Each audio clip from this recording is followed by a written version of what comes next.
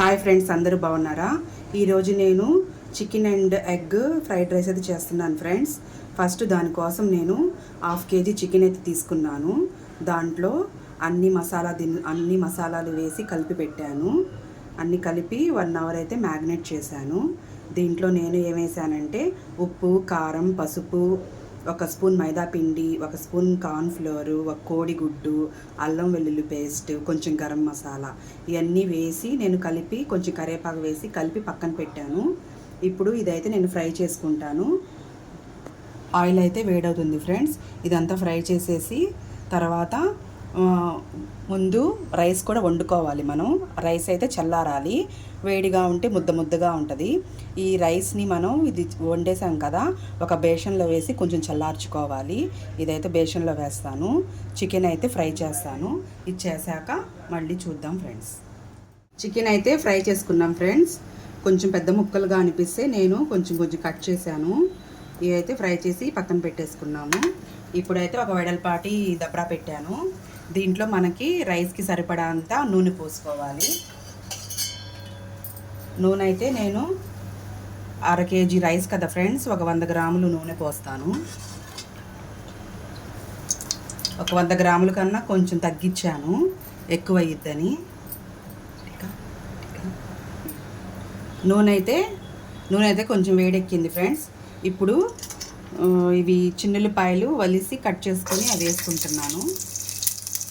అన్నీ కట్ చేసుకొని పెట్టుకున్నాను ఫ్రెండ్స్. ఇదైతే క్యారెట్, పచ్చిమిర్చి, ఉల్లిపాయలు అన్నీ ఇలా కట్ చేసేసుకొని మొత్తం ఒకసారి వేసుకొని ఫ్రై చేసుకోవచ్చు.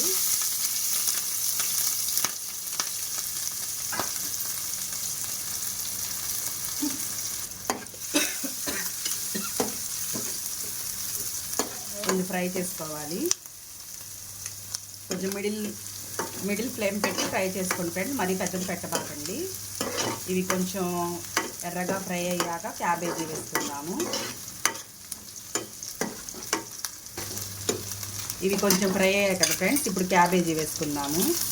అన్నీ కలిపి వేసుకున్నా పర్లేదు, క్యాబేజీ కూడా ఫ్రై అవ్వాలి కదా. అన్నీ వేసుకొని ఫ్రై చేసుకోండి. దీంట్లో కొంచెం పసుపు అయితే వేద్దాము.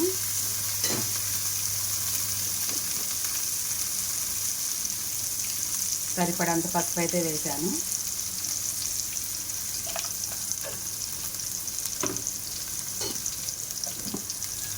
కొంచెం సాల్ట్ వేద్దాము. సరిపడా సాల్ట్ వేద్దాము.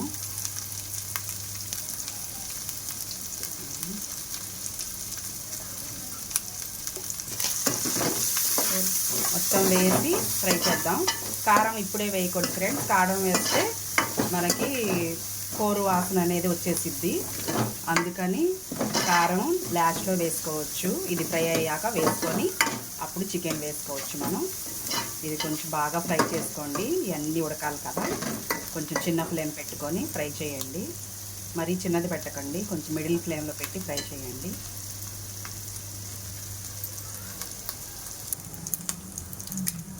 నేను ఎగ్ ఫ్రై చేయడం అయితే మర్చిపోయాను ఫ్రెండ్స్. 1 స్పూను అల్లం వెల్లుల్లి పేస్ట్ వేసుకొని ఎగ్ ఫ్రై చేసుకోండి.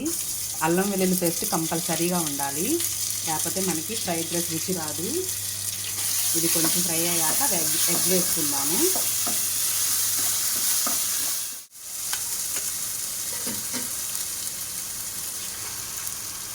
ఎగ్ అయితే వేసాను ఫ్రెండ్స్. ఇప్పుడు ఫ్రై చేసుకోండి. ఎగ్ అయితే ఫస్ట్లోనే వేసుకోవాలి ఫ్రెండ్స్, నేను మర్చిపోయాను. అందుకు వెజిటేబుల్స్ అన్నీ పక్కకు జరిపి ఎగ్ ఫ్రై చేస్తున్నాను. కొంచెం ఫ్లేమ్ పెద్ద పెట్టుకొని ఎగ్ ఫ్రై చేయండి, లేకపోతే ఉడకదు ఎగ్. అల్లం వెల్లుల్లి పేస్ట్, ఎగ్ అయితే వేసాను. అది మీరు ఫస్ట్లోనే వేసుకోండి. ఎగ్ వెజిటేబుల్స్ అయితే ఫ్రై అయిపోయాయి ఫ్రెండ్స్. ఇప్పుడు మనం చికెన్ వేసుకుందాం. చికెన్ వేసి రైస్ వేసుకోవడమే. ఆల్రెడీ చికెన్ ఫ్రై అయినాయి కదా. ఇప్పుడు రైస్ వేసుకుందాం. రైస్ అయితే మనం ఫస్ట్లో వండుకొని చల్లార్చుకోవాలి ఫ్రెండ్స్. చల్లారితే ఇలా పొడిగా ఉంటుంది. నేను 1/2 kg రైస్ అయితే తీసుకున్నాను. 1/2 kgకి కొంచెం తగ్గించే తీసుకున్నాను. కొంచెం ఫ్లేమ్ చిన్నది చేసుకొని రైస్ వేసుకోండి.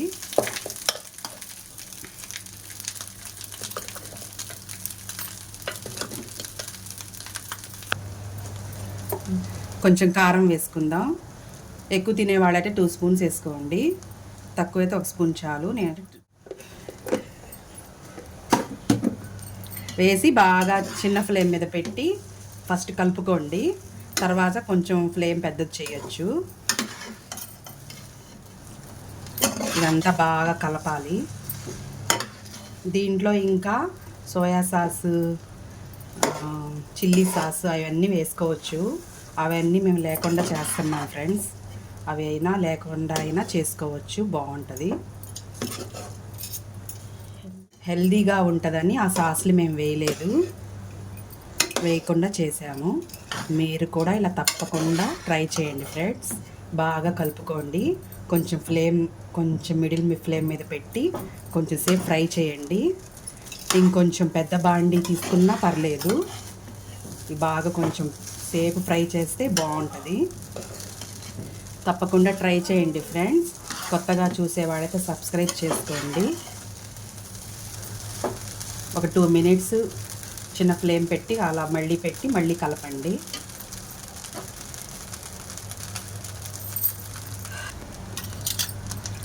అంతే ఫ్రెండ్స్, 2 మినిట్స్ అయితే అయిపోయింది. ఇప్పుడు దించేద్దాం. కొత్తిమీర అయితే వేసేస్తున్నా నేను. ఈ వీడియో కొత్తగా చూసే వాళ్ళైతే సబ్స్క్రైబ్ చేయండి. ఈ వీడియో చూసిన వాళ్ళు లైక్ చేయండి. మీరు కూడా ట్రై చేసి కామెంట్ చేయండి. Bye bye.